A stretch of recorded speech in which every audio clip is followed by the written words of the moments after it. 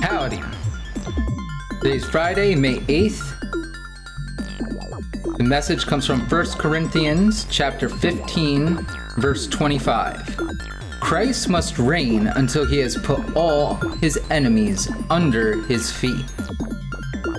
Title?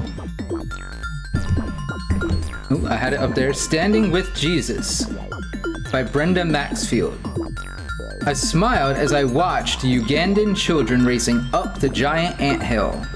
Once at the top, they began jumping up and down and pushing one another. Their excited laughter echoed throughout the village. Suddenly, I was transported to my childhood and the game, King of the Hill. Do you remember that game? I recall fighting for supremacy, trying to maintain my foothold on the top of the hill. What a struggle it was to be the last one standing. In 1 Corinthians chapter 15, we read that Christ has won.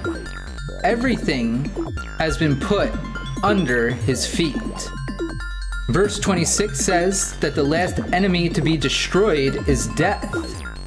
And with the resurrection, Christ has even won victory over that. We can align ourselves with the King of Kings, who reigns over the entire universe. When we do so, we can succeed in standing in his kingdom, victorious in him. How can you thank Jesus for your victory?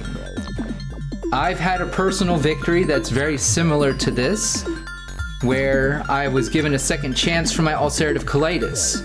I was very fortunate that in my early 20s, I went to a gastroenterologist and found out how severe the condition was because I hadn't been checked since my youth. And I decided to go for a life-changing surgery where I had my entire colon removed. And that's something you may hear me speak about once in a while. It was a big change, a big adaptability.